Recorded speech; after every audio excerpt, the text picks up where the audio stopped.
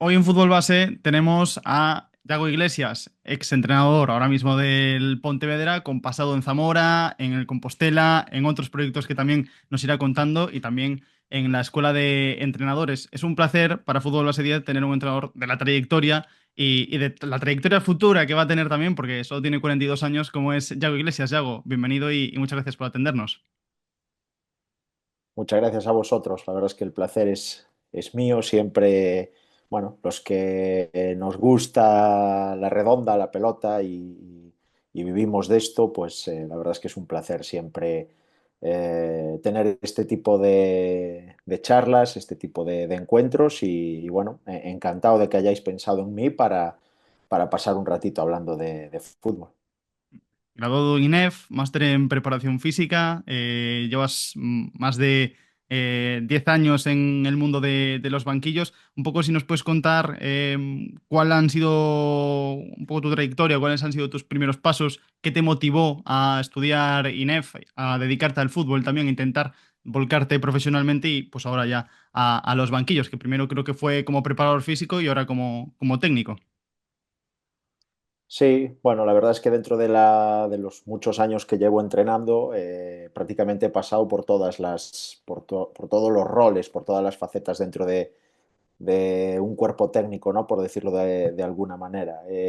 Bueno, yo creo que mi pasión por el fútbol viene como cualquier persona desde que era niño. En aquel momento, bueno, pues como bien dijiste antes, tengo 42 años ya.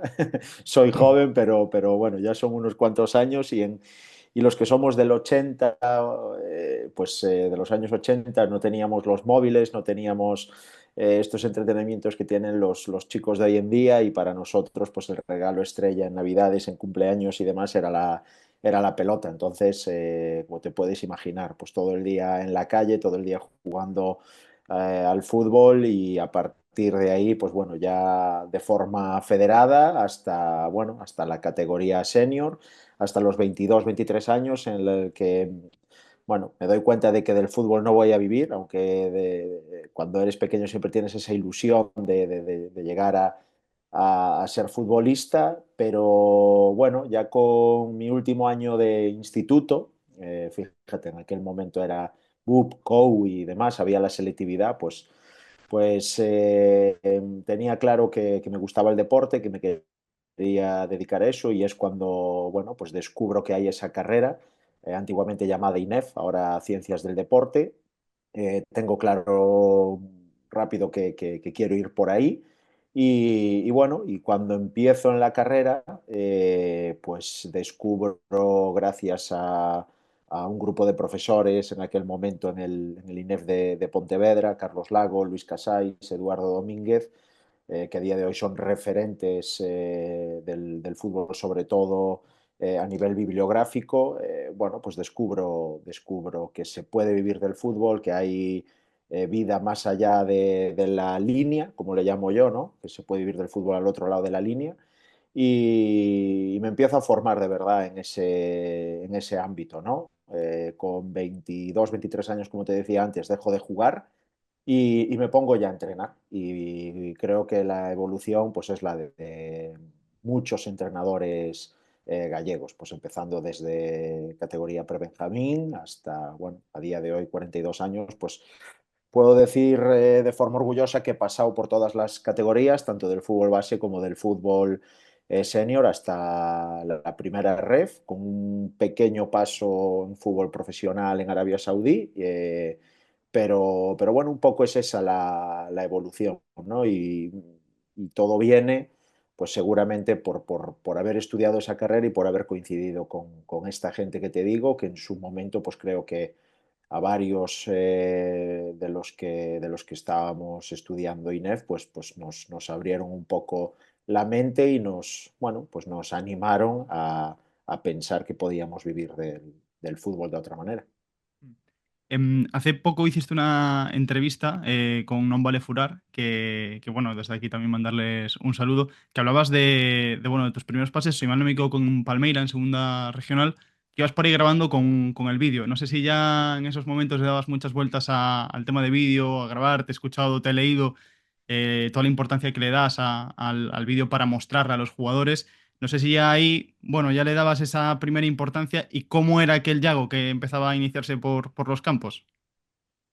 Bueno, pues aquel Yago era muy inquieto, aquel Yago era un entrenador que estaba empezando, que estaba fogueándose, como decimos en gallego, y que era súper inquieto y que quería probar de todo, ¿no? Y sí, para mí desde siempre, desde un primer momento, el análisis de vídeo, el apoyo videográfico es fundamental. Y fíjate tú, con el paso del tiempo pues se ha vuelto no solo en el ambiente o en la parcela deportiva y en este caso futbolística, sino en nuestro día a día, ¿no?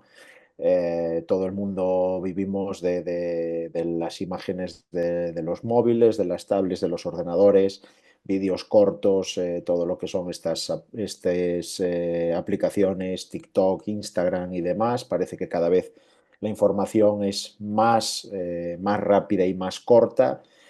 Bueno, ya por aquel entonces, pues sí, te estoy hablando del año 2009, 2010, por ahí más o menos, es decir, ya han pasado 15 años y bueno, una de mis primeros gastos, entre comillas, inversiones, como digo yo, en la formación de mía propia como entrenador, ha sido la de una cámara, un trípode y un ordenador para probar pues todas estas cosas, ¿no?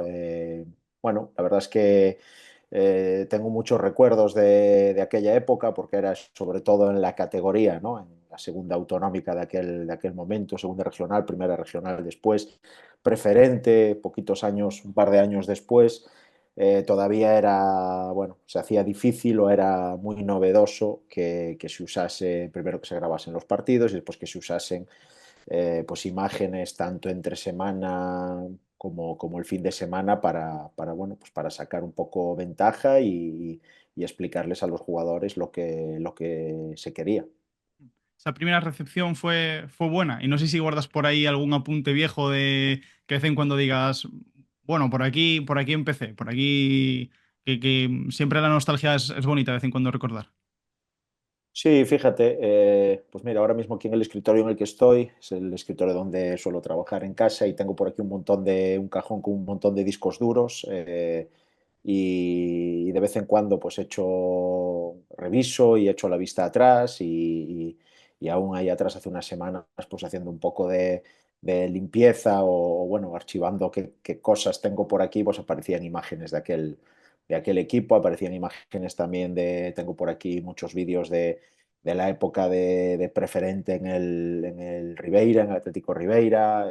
Bueno, sí, sobre todo lo que gusta ver es cómo hemos evolucionado, ¿no? Ves los vídeos de en aquel momento, pues bueno, la calidad, eh, el largo del vídeo, el querer explicar en aquel momento, bueno, ciertas cosas, pues en aquel momento el vídeo que hacía era muy bueno porque nos ayudaba, pero la verdad es que los veo ahora y digo, uff, vaya tostón de vídeo, qué largo, qué poco concreto, ¿no? Para lo que ahora mismo pues estamos ya en el momento en el que estamos, bueno, que los vídeos son súper visuales, que hay un montón de aplicaciones en las que puedes desenfocar, en las que puedes hacer un zoom sobre un jugador, sobre una jugada en concreto.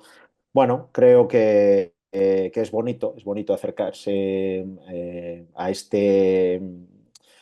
esta parte, ¿no? Del vídeo, del apoyo del vídeo, creo que hoy en día es fundamental y bueno, y también echando la vista atrás, pues me gusta darme cuenta que ya en aquel momento, no voy a decir que fuese un adelantado, porque ya había más gente en fútbol profesional, ¿no? que lo utilizaba, pero sí que me gusta pensar que, bueno, oye, pues que los pasos que he ido dando, bueno, iban en la dirección correcta, por lo menos hasta el momento de llegar ahora. Hasta ahora, pues, no ha ido nada mal, ¿no? Unos cuantos años en Compostela, también Zamora, temporada y media, ahora dos en Pontevedra, que se consiguió el éxito del ascenso, además con una temporada que, bueno, yo la he podido seguir porque tenía que seguir al Fabril y esa lucha con el Numancia pues ha sido tan bonita como exigente, ¿no? Supongo, supongo una vez que estás ahí la disfrutas, pero no sé si hay tiempo para disfrutar tanto, sino más para sufrir con ese disfrute del día a día, porque al final la exigencia ha sido casi hasta el final de la temporada. Sí, bueno, hemos conseguido el ascenso directo, ganar la liga a falta de 3 jornadas. Es algo claro, que visto desde fuera dices, guau, pues estos fueron sobrados todo el año, ¿no? Pero que va, nada más allá de la realidad y sobre todo cuando este año pues parecía por momentos de temporada que había muchas similitudes a la temporada pasada con el Ourense Club de Fútbol, ¿no? Que al final pues fueron ellos los que fueron capaces de ganar la liga al final de temporada y de ascender directo y nosotros, bueno, pues nos tocó ir al playoff y nos pasó algo parecido a lo que le pasó al Numancia este año. Al final nos quedamos a un gol, quedando eliminados con el Betis B, ¿no? Con el Betis Deportivo. La temporada, la verdad es que ha sido muy buena. Evidentemente, en el día a día, cuando te metes en la vorágine del día a día, de preparar la semana, de los entrenamientos, de ver rivales, de competir, bueno, yo lo digo siempre, eh, ascender es muy difícil en cualquier categoría.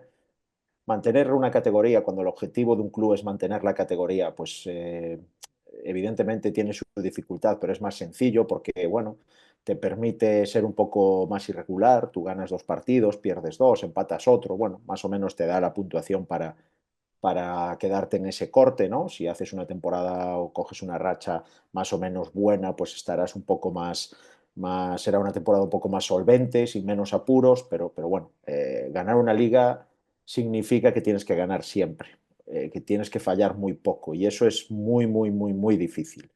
Eh, Además, en el mundo del fútbol, 2 más 2 no son 4. Con esto me refiero a que muchas veces el tener buenos jugadores, buena plantilla, hacer las cosas bien, no siempre tiene el resultado final, porque hay competencia, hay otros equipos que también lo hacen muy bien. Además, hoy en día el fútbol en todas las categorías, pero sobre todo en estas categorías semiprofesionales o profesionales, como puede ser segunda ref, primera ref y ya fútbol profesional como segunda o primera división. Los cuerpos técnicos son de un nivel altísimo, los jugadores son de un nivel altísimo, la diferencia entre un equipo y otro es muy, muy, muy, muy pequeña, es decir, está todo muy, muy, muy parejo y al final los pequeños detalles son los que marcan la diferencia.